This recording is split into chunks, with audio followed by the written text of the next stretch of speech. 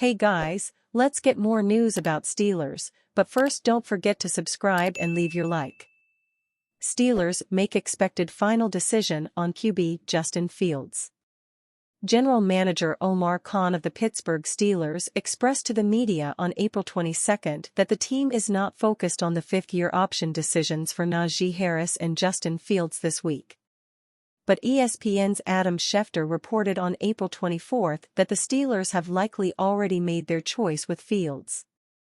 League sources do not expect the Steelers to pick up the $25 million fifth-year option on quarterback Justin Fields, who the team acquired last month for a conditional 2025 sixth-round pick, Schefter wrote.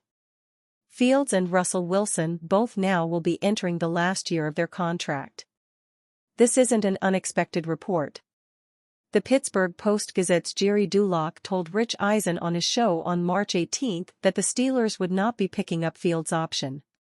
Fields' fifth-year option would cost the Steelers $25.66 million for the 2025 season. The Steelers have to make their decision with Fields' option official by May 2. Even before Dulac's appearance on the Rich Eisen show, it would have been a surprise to many Steelers fans to hear the team plan to pick up Fields' fifth-year option. That's because of the large expense the option is. Although $25 million isn't a huge amount for a franchise quarterback in the modern NFL, it's not a typical salary for a backup signal caller. That's what Fields is considered at the end of April. At the NFL annual spring meeting in March, Steelers head coach Mike Tomlin told reporters Russell Wilson would start the offseason in the pole position to be the team's starter. Dulac tweeted on March 16 that Wilson and the Steelers intend to do a longer deal after the season. That likely assumes Wilson plays well during the 2024 season. But if that happens, the Steelers won't want to be tied to Fields for more than $25 million in 2025. In 40 games for the Chicago Bears, Fields posted a 60.3% completion percentage and averaged 7 yards per pass.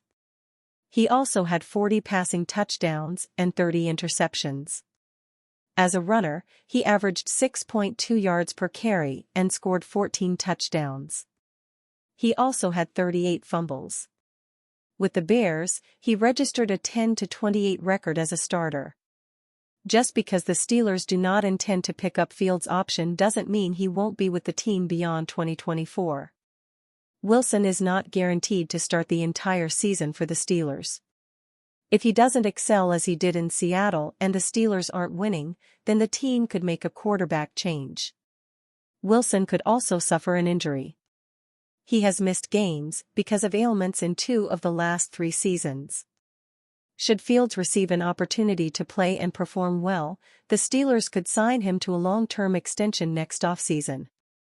The Steelers re-signing both Fields and Wilson is also seemingly not off the table either. Dulac argued the team could aim to extend Fields a contract extension before the 2024 regular season even begins.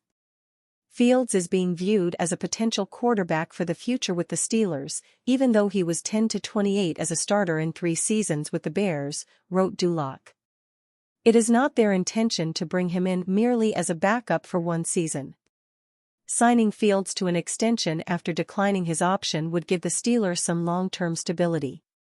Without the fifth-year option, all 3 of Pittsburgh's quarterbacks will be on 1-year deals in 2024. Tim Benz, Steelers should address positional priority over bulk needs in draft. Apparently, Pittsburgh Steelers coach Mike Tomlin feels properly hydrated heading into the start of the NFL draft on Thursday night. "We've been very active in free agency," Tomlin said Monday. "That makes you really comfortable as we lean in on draft weekend. We've addressed a lot of needs, and you don't feel overly thirsty in any particular area. And I just think that's a good feel as you go into the weekend." I disagree with Tomlin's assessment. Not only are the Steelers a little bit thirsty in some areas on their roster, I'd argue that there are places where they are positively parched. Unless the team wants to convert/promote James Daniels, Nate Herbig, Spencer Anderson or Ryan McCullum, there doesn't appear to be an obvious starter at center. Beyond George Pickens, no wide receiver on the team had more than 20 catches last year. Despite acquiring Dante Jackson and Deshaun Elliott, General Manager Omar Khan still needs to offset the loss of 7 defensive backs who are currently in free agency or have moved on to other teams. On top of that, the defensive line has concerns about age and injury, and the club could upgrade at tackle, even though it seems comfortable with Dan Moore Jr. anchoring the left side for at least one more year. That's a lot to quench in one draft. Someone get Tomlin a Gatorade. He may need a sip or two sooner than he thinks.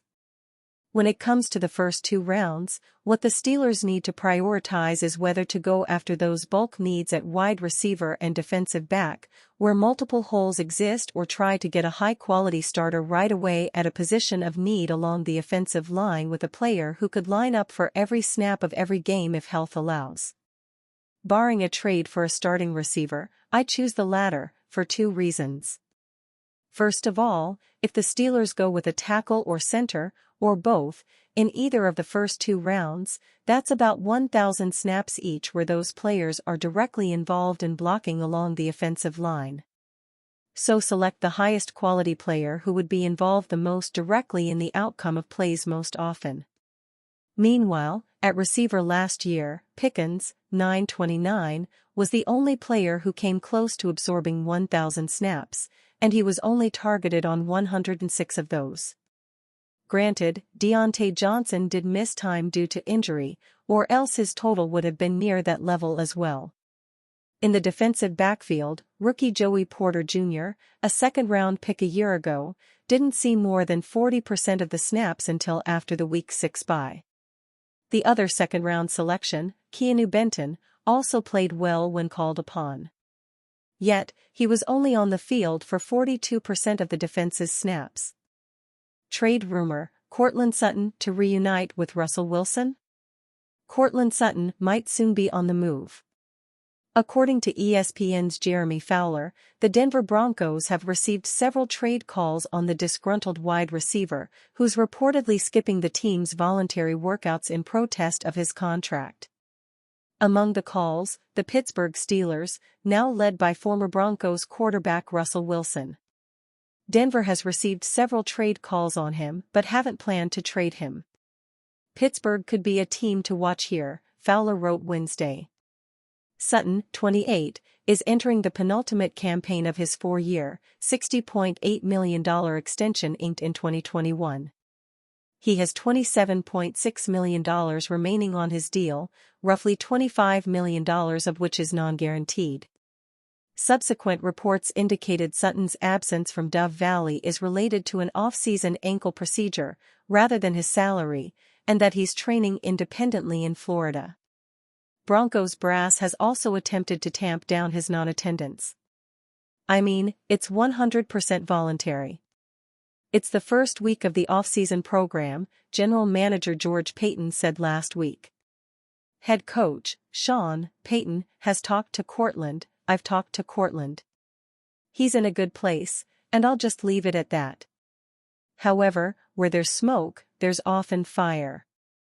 Denver has dangled Sutton in trade talks for more than a calendar year, and the club's recent shedding of high-priced veterans led many to assume that Sutton would be next, potentially in a draft day deal to acquire desperately needed capital.